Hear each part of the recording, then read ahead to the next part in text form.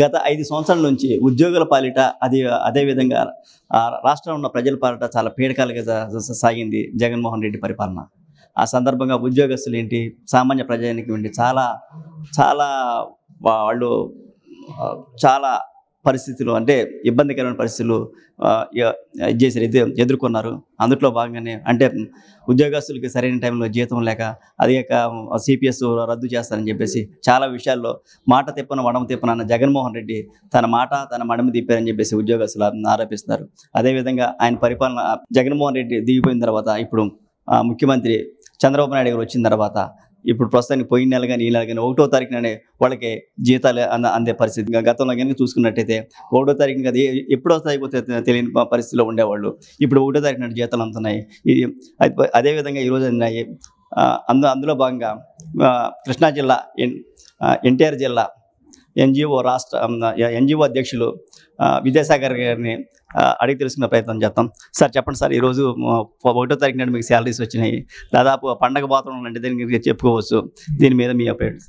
గత 70 సంవత్సరాలుగా ఈ ఆంధ్రప్రదేశ్ ఉమ్మడి రాష్ట్రంలో కానీ తర్వాత కానీ ఉద్యోగులకి 1వ తారీఖు తప్పితే జీతాలు రాని పరిస్థితి ఎప్పుడూ లేదు. కానీ 2019 నుంచి 2024 వరకు గత 5 సంవత్సరాలుగా మా దగ్గర ఉన్న డిమాండ్లన్నీ పోయి 1వ తారీఖు జీతం ఇస్తే చాలు, 2వ తారీఖు పెన్షన్ ఇస్తే చాలు అనే పరిస్థితికి వచ్చి ఇంకా కిందకు పోయి ఉద్యోగ సంఘాల నాయకులుగా మీరు 1వ తారీఖు ఇవ్వలేకపోతే ఏ తారీఖు ఇస్తారో కనీసం ఆ తారీఖు అన్నా చెప్పండి అని చెప్పి అడిగిన పరిస్థితులు కూడా ఉన్నాయి.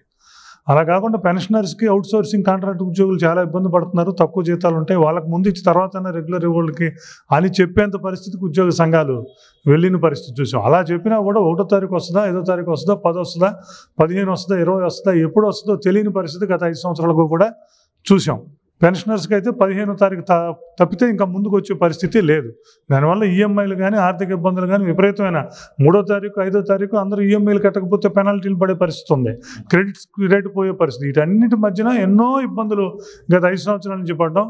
కొత్త ప్రభుత్వం వచ్చింది. ఈ ప్రభుత్వం మీద ఎంతో ఆశతో మరి మాకు సంబంధించిన డిఏరియర్స్ మిగతా అన్ని పెండింగ్లు ఉన్నాయి. అన్ని పెండింగ్లు ఉన్నా ముందు జీతాలైనా సక్రమంగా వేస్తారో లేదా అన్న పరిస్థితిలో ఇవాళ ఉద్యోగులు అందరూ కూడా ఉన్నారు. గత నెల కూడా చీఫ్ మినిస్టర్ గారు 1వ తారీఖు కల్లా ఉద్యోగులకు పెన్షన్లు జీతాలు ఇవ్వాలి, ఎట్టి పరిస్థితుల్లో మిగతాన్ని పక్కన పెట్టన్నా ఇవ్వండి అని చెప్పారు. అలాగే సామాజిక పెన్షన్లు మా 1వ తారీఖు వేసి 2 కల్లా మొత్తం క్లియర్ చేశారు.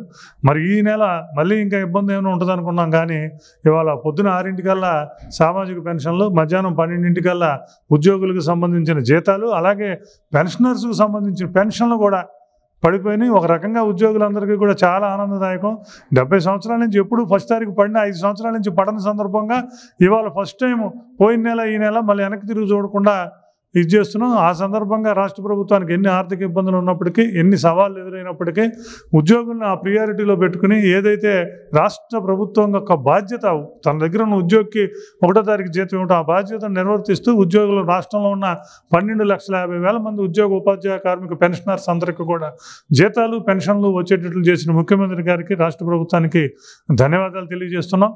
అట్లాగే మాకు సంబంధించిన కేసులు 4,000 కేసులను కూడా ముఖ్యమంత్రి గారు అసెంబ్లీలో ఉద్యోగులపై అక్రమంగా పెట్టిన కేసులన్నింటినీ రివ్యూ చేసి తీసేస్తా ఉన్నారు. అలాగే జీపీఎస్ మీద కూడా రాజపత్రం ఇస్తే దాన్ని కూడా అభ్యన్స్లో పెట్టారు. ఉద్యోగులకు సంబంధించిన అంశాలన్నింటినీ ఒక్కొక్కటి వాళ్ళు క్లియర్ చేసుకొస్తున్నారు. ఆర్థిక పరమైన అంశాలు కూడా ఉన్నాయి. అవన్నీ కూడా వాళ్ళు చూసుకుని సరైన సమయంలో అవన్నీ చేస్తారని కోరుకుంటున్నాం. ఏదైనా ఇవాళ ఉద్యోగుల్లో ఇవాళ మధ్యాహ్నం 12 గంటల కాడి నుంచే ఉద్యోగుల్లో ఇదే చర్చ జరుగుతుంది. రాష్ట్ర వ్యాప్తంగా ఒక ఉద్యోగులు పెన్షనర్స్లో ఒక చర్చ జరుగుతుంది. ఎప్పుడు కూడా పెన్షన్లు ఎప్పుడు వస్తాయి అనే నాయకులందరినీ కనీసం 200 ఫోన్లు వచ్చాయి. ఇవాళ ఫోన్లు కాదు, మెసేజ్లు కనీసం 60-70 మెసేజ్లు. సార్ మాకు 3 గంటలకు పడిపోయింది, మాకు 2 గంటలకు పడిపోయింది, మా డివిజన్ అంతా పడిపోయిందని సంతోషంలో వాళ్ళ ఉద్యోగులు, ఉపాధ్యాయులు కానీ పెన్షనర్స్ గారు ఉన్నారు. మరి ఈ సందర్భంగా మున్ముందు కూడా ఇలాగే కొనసాగుద్దని, ఉద్యోగపరమైన డిమాండ్లో ఈ ప్రభుత్వం నుంచి చాలా ఆశించాం. ఉద్యోగ ఫ్రెండ్లీగా ఉంటుంది కూటమి ప్రభుత్వం అని చెప్పి ఉద్యోగులంతా కూడా పెద్ద ఎత్తున 175 నియోజకవర్గాల్లో ఎన్నికలు జరిగితే 174 నియోజకవర్గాల్లో పోస్టల్ బ్యాలెట్స్లో ఉద్యోగులు, ఉపాధ్యాయులు ఈ ప్రభుత్వానికి మద్దతు ఇచ్చి మెజారిటీ తీసుకొచ్చారంటే మేము ప్రభుత్వం మీద పెట్టుకున్న ఆశలకు అనుగుణంగా అనుభవం గల ముఖ్యమంత్రి అనుభవంతో ఆయనకి మొత్తం తెలుసు కాబట్టి దీనికి సంబంధించి చెప్పాల్సిన అవసరం కూడా లేదనుకుంటున్నాం. లేకుండానే ఇవన్నీ చేస్తున్నందుకు మరొకసారి ధన్యవాదాలు, కృతజ్ఞతలు తెలియజేసుకుంటున్నాం. సరే, ఒక పక్కన చూసినట్టయితే అంటే రాష్ట్రానికి అది మన పరిపాలనకి వెన్నుముక లాంటి వాళ్ళు ఇక్కడ ఎన్జిఓస్లో కానీ ఇటువంటి వీళ్ళకి సరైన సమయంలో వాళ్ళకి అంటే అమౌంట్ కానీ ఇవ్వటం కానీ అది హక్కు. ఈ ఒక పక్కన అది కరెక్టే. కానీ ఒక పక్కన చూసుకుంటే జగన్మోహన్ రెడ్డి వెళ్తా దాదాపు 13 లక్షల కోట్ల రూపాయలు అప్పు చేసి వెళ్ళారు. ఇటువంటి పరిస్థితుల్లో పెన్షన్లు ఇవన్నీ చేసుకోగల సామర్థ్యం చంద్రబాబు నాయుడు గారికి ఉందంటారా? ఇక్కడ ఇంకొక విషయం ఉంది. సామాజిక పెన్షన్ల విషయంలో వాలంటీర్స్ మిగతా వాళ్ళు లేకపోతే పెన్షన్ లేవు అని చెప్పారు. బట్ 1వ తారీఖు పొద్దున 6 గంటలకల్లా బయలుదేరి 8 గంటలకల్లా 95% కంప్లీట్ చేసేసిన పరిస్థితి మనం చూస్తున్నాం. అట్లాగే 13 లక్షల కోట్ల రూపాయలు అప్పు ఉంది. ఇవాళ ఇంట్రెస్టే దగ్గర 5,000 కోట్ల రూపాయలు సంవత్సరానికి కట్టే పరిస్థితికి రోజుకు 387 కోట్ల రూపాయలు కట్టే పరిస్థితి ఉంది. ఇవన్నీ కాకుండా మేము రెగ్యులర్గా ఇవాళ జీపీఎఫ్ పెట్టుకుంటే మేము దాచుకున్న డబ్బులు ఇవాళ జీపీఎఫ్ పెట్టుకుంటే రేపు మార్నింగ్ వచ్చేది మాకు. ఏపీజీఎల్ఐ పెట్టుకుంటే మళ్ళీ వచ్చేది. సరెండర్ లీవ్లు పెట్టుకుంటే మాకు వచ్చే మా డబ్బులు అవన్నీ కూడా మేము దాచుకున్న డబ్బులు ప్రభుత్వం దగ్గర 1,000 కోట్ల రూపాయలు ఉన్నాయి. 16,000 కోట్ల రూపాయలు ఏపీజీఎల్ఐ మా ఇన్సూరెన్స్ అమౌంట్, అలాగే 25,000 కోట్ల రూపాయలు పైన మా జనరల్ ప్రావిడెంట్ ఫండ్ ఉంది. ప్రతి మంత్ కూడా మళ్ళీ 600-700 కోట్లు కడుతున్నాం. మేము కట్టేది తీసుకుని మాకు లోన్ పెట్టుకున్నా లేకపోతే మెచ్యూరిటీ అయినా రిటైర్ అయినా డబ్బులు ఇచ్చే పరిస్థితి కూడా ఇవాళ వరకు లేని పరిస్థితి ఉన్నది. నిన్న శ్వేతపత్రం ఇస్తూ మేము కూడా అడిగాం. ఉద్యోగులకు సంబంధించి కూడా శ్వేతపత్రం ఇవ్వండి అని అడిగితే 21,900 కోట్ల రూపాయలు మా డబ్బు గత ప్రభుత్వం వాడేసుకుని దాన్ని బకాయిగా పెట్టింది. వాళ్ళ బకాయిలు మేము బిల్స్ పెట్టుకున్న బకాయిలు ఉన్నాయి 21,900 కోట్లు. అందుకే ప్రజలకు మేము మిగతా అందరికి కూడా చెప్పదలుచుకున్నాం, ఇది ప్రభుత్వం మాకు ఇవ్వాల్సిన అమౌంట్ కాదు. మేము ఏదైతే దాచుకున్నామో మా డబ్బులు వాడేసుకుని అవి మేము లోన్లు పెట్టుకున్నా మేము చనిపోయినా లేకపోతే ఇంకోటైనా ఇవ్వని పరిస్థితి ఏర్పడింది. ఇప్పుడు ప్రభుత్వం దగ్గరికి వెళ్తే 5 సంవత్సరాల నుంచి సరెండర్ లీవ్లు కానీ జీపీఎఫ్లు కానీ ఇవన్నీ సరిగా సక్రమంగా పంపిణీ చేయకుండా ఆఖరు ఇవాళ మరి వచ్చి మొత్తం 5 సంవత్సరాలది మొత్తం ఒకసారి మేము పే చేయాలంటే మాకు కూడా ఇబ్బంది కదా అని అడిగే పరిస్థితి ప్రభుత్వానికి. అడగాల్సిన బాధ్యత మాకు. ఇదంతా చాలా సంక్లిష్టమైన పరిస్థితిలో ఉంది. అసలు జీతాలే లేని పరిస్థితి, జీతాలే ఇవ్వని పరిస్థితికి వచ్చే పరిస్థితికి మేము ఎప్పుడు ఎక్కడ ఏ రాష్ట్రంలో ఇంతవరకు భారతదేశంలో ఈవెన్ ఆంధ్రప్రదేశ్ రాష్ట్రంలో కూడా ఈ పరిస్థితి లేదు. ఫైనాన్షియల్ కోడ్ ఉంటుంది ప్రభుత్వానికి. ఫైనాన్షియల్ కోడ్ ఏం చెప్తుంది, 20వ తారీఖు కల్లా 1వ తారీఖు పేమెంట్ చేయాల్సింది 20వ తారీఖు కల్లా ఆ అమౌంట్ రెడీగా చేసుకుని పక్కన పెట్టుకుని 1వ తారీఖు పేమెంట్ చేయాలని చెప్పి ఫైనాన్షియల్ కోడ్ చెప్తుంది. అందరూ ఫైనాన్షియల్ కోడ్ ఫాలో అవుతారు. గత ప్రభుత్వం అనుభవ రాహిత్యం వలన లేకపోతే వేరే విధంగా చేయటం వలన అటువంటి దేన్ని ఇది చేయకుండా ఉద్యోగులకు సంబంధించిన టోటల్ మా పిఆర్సీలు డిఏ ఎరియర్స్ 5 సంవత్సరాలు ఒక్క ఎరియర్స్ రాలా, పిఆర్సీ ఎరియర్స్ ఒక్కడు కూడా రాలా, వేతన సవరణలో మొత్తం తగ్గించారు, జీపీఎఫ్ లేదు, ఏపీజీఎల్ఐ లేదు, సరెండర్ లేవు, చనిపోతే మట్టి ఖర్చులు ఇచ్చిన పరిస్థితి కూడా లేదు. అలాగే డిపార్ట్మెంట్స్కి సంబంధించి ₹1 ఇచ్చిన పరిస్థితి లేదు. పెన్షనర్స్ ఎన్నిసార్లు మొరపెట్టుకున్నా కూడా వాళ్ళకి రావాల్సిన డబ్బులు కానీ ఇది కానీ చేసే పరిస్థితి లేదు. ఇప్పటికీ అన్ని వేల కోట్ల రూపాయలు ఇప్పుడు రావాల్సినవి మా దగ్గర ప్రభుత్వం దగ్గర నుంచి ఉన్నాయి. ఇంకా గత 5 సంవత్సరాల నుంచి నెల వేసినవి ప్రభుత్వం 21,900 కోట్లు అంటుంది. మేము మెడికల్లో మేము కట్టిన హెల్త్ కార్డు కోసం కట్టినవి కానీ సిపిఎస్ ఉద్యోగులు ప్రాన్ అకౌంట్లో కట్టినవి కానీ ఇవన్నీ చూస్తే ఇంకా ఎక్కువ ఉంటాయి. 26-27 కోట్లు ఉంటాయని చెప్పి మేము చెప్తున్నాం. అవన్నీ కూడా ఇది చేసుకుని వచ్చి మరి ప్రభుత్వానికి గత ప్రభుత్వానికి సంబంధించిన మొత్తం బకాయిలు ఇప్పుడు కట్టాలన్నా కూడా వాళ్ళు ఎంత ఉందో ఏమిటో తెలియని పరిస్థితిలో ఉన్నారు. ఎన్ని పరిస్థితులు ఉన్నా ఎన్ని ఇబ్బందులు ఉన్నా మరి 95% 2 గంటల్లోనే డిస్పర్స్ చేసిన మా ఉద్యోగులు సామాజిక పెన్షన్ డిస్టర్బ్ చేశారు. వాళ్ళందరికీ కూడా మా ఉద్యోగులందరూ మరి ప్రభుత్వానికి సహకరిస్తూ ఆ పనిని ఫస్ట్ టైం చేస్తున్నాం. ఇంకా 3-4 నెలలు పోతే రొటీన్ అయిపోతుంది మాకు.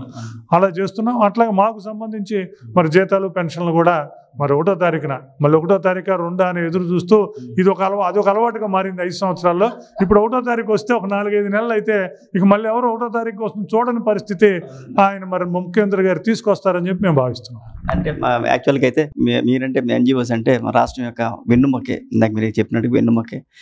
మీరు కనుక పరిపాలన లేకపోతే అస్తవ్యస్తంగా తయారవుతుంది. అటువంటిప్పుడు మీ ఫ్యామిలీ యొక్క అవసరాలు చూడడానికి బాధ్యత రాష్ట్ర ప్రభుత్వానికి కూడా ఉంది. అదేవిధంగా చేశారు. థ్యాంక్స్ అండి. ఇంకొక విషయం ఏంటంటే మొన్న జగన్మోహన్ రెడ్డి గారు ఒకే ఒక మాట చెప్పారు, వాలంటీర్ వ్యవస్థ కనుక లేకపోతే వీళ్ళందరూ పెన్షన్ ఇవ్వడం కష్టం అని చెప్పేసి దాదాపు 2 నెలలు దాదాపు ఆఫ్ చేశారు. చంద్రబాబు నాయుడు గారు చెప్పారు ఏం లేదు సచివాలయ ఉద్యోగం ద్వారా ఇవ్వచ్చు లేదా బ్యాంకుల ద్వారా ఇవ్వచ్చు అని చెప్పారు. అది ఇప్పుడు కరెక్ట్ అయిందంటారా? యాక్చువల్గా ఒక మాట చెప్పాలంటే భారతదేశంలో 29 రాష్ట్రాల్లో 60 to 70% రాష్ట్రాలు సామాజిక పెన్షన్లు డిస్ట్రిబ్యూట్ చేస్తున్నాయి. సామాజిక పెన్షన్ల పంపిణీ ఇప్పుడు వచ్చింది కాదు, ఇప్పుడుతో పోయేది కాదు. సామాజిక పెన్షన్లు ఎన్టీ రామారావు టైం నుంచి ఉన్నాయి. అన్ని రాష్ట్రాల్లో కూడా ఉన్నాయి. ఇప్పుడు కూడా అన్ని రాష్ట్రాల్లో కూడా ఏ రాష్ట్రంలోనూ వాలంటీర్ వ్యవస్థ లేదు. 29 రాష్ట్రాలు ఎక్కడా కూడా వాలంటీర్ వ్యవస్థ లేదు. వాలంటీర్ వ్యవస్థ లేని అన్ని రాష్ట్రాలు కూడా ఈ సామాజిక పెన్షన్లు 1వ తారీఖున చక్కగా పంపిణీ చేసేస్తున్నాయి. మన దగ్గర వచ్చి వాలంటీర్ లేకపోతే చేయలేరు అన్నారు. ఫస్ట్ పోయినసారి అదంతా కూడా మ్యాపింగ్ చేసుకోవాలి, టెక్నాలజీకి సంబంధించిన అన్నీ చేసుకోవాలి. వాళ్ళ ఇల్లు ఎవరికి తెలియదు. ఇప్పుడు కొత్తగా వెళ్ళి ఆ ఇల్లు చూసుకుని దాన్ని మ్యాపింగ్ చేసుకుని వీళ్ళ దగ్గర ఉన్న ల్యాప్టాప్లో దాన్ని సింక్ చేసుకుని ఆ వెళ్ళి పేమెంట్ చేసి ఆ అమౌంట్స్ కూడా కలెక్ట్ చేసుకోవటం, ఎవరు దేనికి చేసుకుంటున్నారు అనేది రావడం, అదొక కొంత సమగ్ర ప్రక్రియ. అది సంక్లిష్టమైన ప్రక్రియ, 1-2 నెలలు. బట్ పోయినసారే ఫస్ట్ డేనే మొత్తం టోటల్ 98% పంపిణీ చేసేసారు. ఈసారి ఊరికిన 2 గంటల్లో ఎందుకంటే అంత ఇది ఉంది. అందుకని అసలు సచివాలయ వ్యవస్థ కాదు, వాలంటీర్ వ్యవస్థ కాదు, ఇంకొకటి. ఈ రాష్ట్రంలో 8.5 లక్షల మంది ఉద్యోగులు ఉన్నాం. ఉపాధ్యాయులు పక్కన పెట్టిన 5.5-6 లక్షల మంది ఉద్యోగులు ఉన్నాం. ఈ 6 లక్షల మందికి అది పంపిణీ చేయటం అనేది పెద్ద సమస్య కాదు. ఇవాళ గ్రామ సచివాలయ వ్యవస్థకి ఇస్తున్నాం. పంచాయతీ సెక్రటరీస్, సచివాలయ వ్యవస్థ మిగతా వాళ్ళు చేస్తున్నారు, బ్రహ్మాండంగా చేస్తున్నారు. ఒక చిన్న ఇష్యూ కూడా ఎక్కడ లేదు, ఉండాల్సిన అవసరం లేదు. మేమనేది 1 నెల 2 నెలల్లోనే దానికి అలవాటు పడి చేస్తే ఒక 5-6 నెలలు చేసినాక అసలు అది పెద్ద పని కూడా గంటలో అయిపోయే పరిస్థితి. అలాగే ఇది ఉంది. అందువలన రాష్ట్ర ప్రభుత్వాలు ఇబ్బడి ముబ్బడిగా మనుషులను పెంచేసుకుని ఈ వ్యవస్థలను వాళ్ళ కోసం తెచ్చేసుకుని ఆ వ్యవస్థకు సంబంధించిన ఖర్చు అంతా రాష్ట్ర ప్రభుత్వం మీద, రాష్ట్ర ప్రభుత్వ ఉద్యోగుల మీద పెట్టి ఉద్యోగులకు ఎంత ఖర్చు అవుతుంది అని చెప్పి ఆ ఖర్చు అంతా మా దాన్ని వేసి ఇప్పుడు సలహాదారులు ఉన్నారు, 100 మంది సలహాదారులని పెట్టేసుకున్నారు. ఆ ఖర్చు అంతా మా జీతాల్లో మా హెడ్లోంచి వెళ్ళిద్ది. అవి కూడా ఏంటంటే రాష్ట్ర ప్రభుత్వ ఎస్టాబ్లిష్మెంట్ ఖర్చు.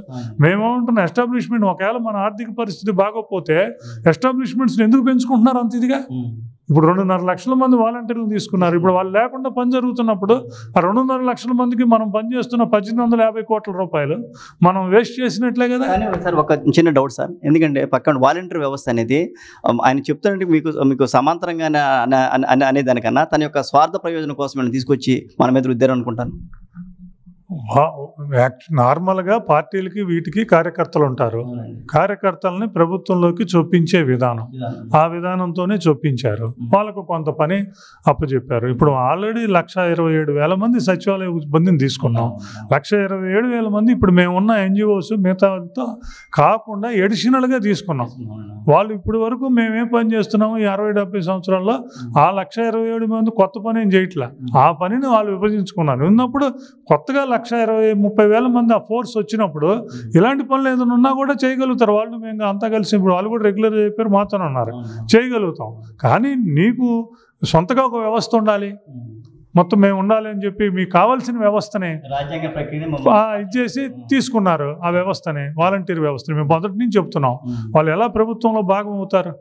లేదు, వాళ్ళని పర్మనెంట్ సచివాలయ వ్యవస్థ ఉంది, ప్రభుత్వంలో భాగం, రాజ్యాంగపరంగా జరిగింది, రెగ్యులరైజ్ చేశారు. వాళ్ళని ఎందుకు వాడుకోవాలి, ఎందుకు తీసుకున్నారో వేరే విషయం. బట్ తీసుకుంటాం అనేది సక్రమంగానే ఉంది.